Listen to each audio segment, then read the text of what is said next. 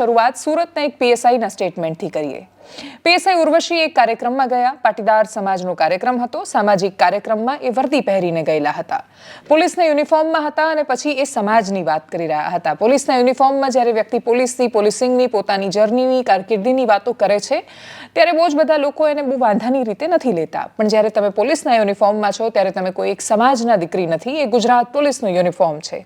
એ યુનિફોર્મની ચૂકને આપણે બાદ કરીએ તો ઉર્વશી જે બોલ્યા એ સાંભળવામાં પ્રાથમિક દ્રષ્ટિએ કશું જ વાંધાજનક લાગે એવું એટલા માટે નહોતું કેમ કે એમણે પોતાના સમાજ માટેની ચિંતા વ્યક્ત કરી હતી.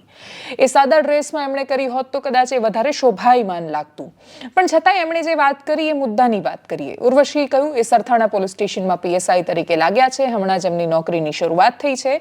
એમના અનુભવ દરમિયાન એમની પાસે કદાચ કોઈ ચોક્કસ આંકડો નહીં હોય આપવા માટે, કોઈ ડેટા પણ નહીં હોય કે જે એમના દાવાને સપોર્ટ કરતો હશે. પણ આપણે એવું માની લઈએ કે એ જે વિસ્તારમાં છે એ વિસ્તારમાં પાટીદારની વસ્તી વધારે છે ને જેની વસ્તી વધારે હોય એના કેસ પણ વધારે હોય એ પણ બહુ સ્વાભાવિક છે. એટલે એમણે એનો ઉલ્લેખ કરતા એમનો ઉદ્દેશ્ય બહુ સ્પષ્ટ ચોખ્ખો હતો. આશય પણ બહુ શુદ્ધ દેખાતો હતો કે એ સમાજની બદીને દૂર કરવા માટે કહેવા માંગતા હતા. એમની વ્યક્ત કરવાની શૈલી અને આંકડા આપવાની રીત અને યુનિફોર્મની વાત કદાચ અલગ હોઈ શકે પણ એમણે જે કહ્યું એ મહત્વનું હતું. એમણે કહ્યું કે અમે 15 કેસ કરીએ એમાંથી 10 પાટીદારના છોકરા હોય છે. એમણે સાયબરમાં પણ વાત કરી કે 50% છોકરાઓ પટેલના આમાં આવી રહ્યા છે. એમના અંગત જીવનની વાતો છે એ તરત જ 24 કલાક થયા ઘટનાક્રમને સામે આવ્યા ને અને તરત જ અંગત જીવનની વાતો પણ સામે આવવા માંડી કે તમે પટેલ સમાજની આટલી ચિંતા કરી રહ્યા છો પણ તમે પોતે લવ મેરેજ કર્યા છે અને એ બીજા સમાજમાં કરેલા છે, જૈન સમાજના છોકરા સાથે કરેલા છે.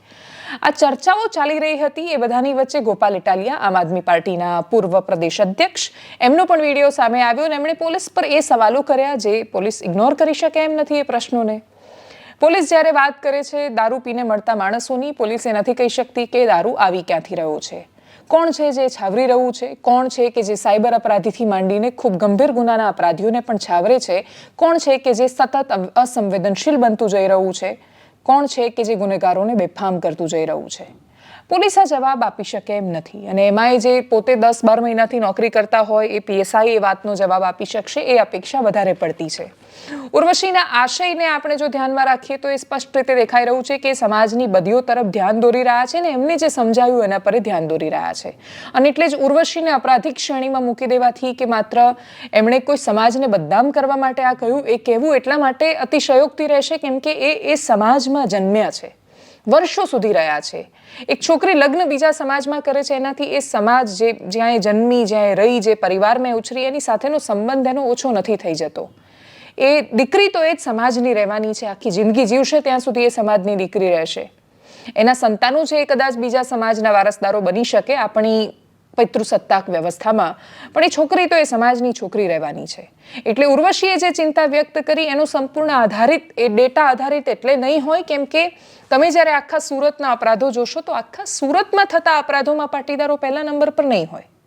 આખા રાજ્યના અપરાધો જોશો તેમાં ખાલી પટેલના જ છોકરા દારૂ પીતા હશે કે પટેલના જ છોકરા અપરાધ કરતા હશે એવું એ નહીં હોય.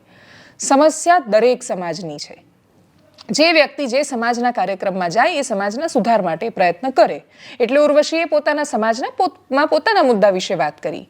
ગોપાલ ઇટાલિયાએ પોતાનો પર્સ્પેક્ટિવ મૂક્યો. વિષય હવે ખૂબ ચર્ચામાં છે, વિવાદ પૂરતો મર્યાદિત રહ્યો છે.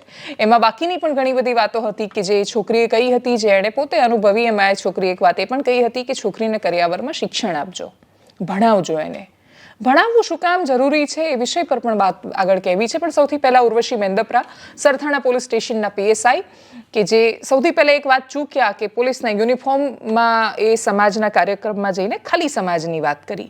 યુનિફોર્મ પહેરીને કાર્યક્રમમાં ન જઈ શકાય એવા કદાચ નીતિ નિયમો નહીં હોય પણ તમે સમાજના યુનિફોર્મ પહેરીને ખાલી સમાજની વાત નથી કરી શકતા. એ બહુ જ સ્વાભાવિક અપેક્ષા હોય છે જે અપેક્ષામાં એ ચૂક્યા છે. પણ એમની વાતને સાવ ઇગ્નોર કરવા જેવી પણ નથી. સમાજના એ હિસ્સાએ જે હિસ્સો આનાથી પીડિત અને પ્રભાવિત રહ્યો છે એમને સાંભળીએ. ગોપાલ ઇટાલિયાએ જે કહ્યું એ પણ સાંભળીએ.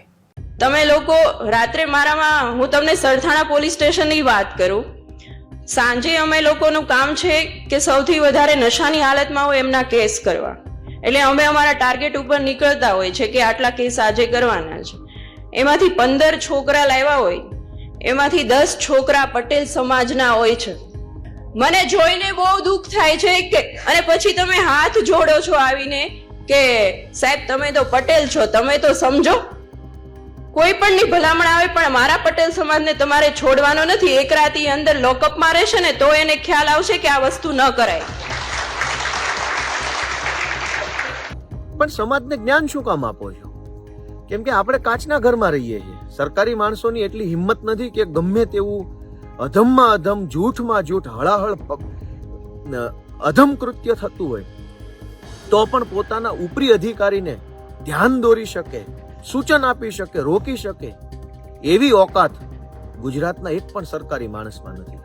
જ્યારે તમે તમારા ઉપર બેઠેલા અધિકારીને ખોટું કરતા રોકી નથી શકતા તો ગામને શું કામ જ્ઞાન આપો છો?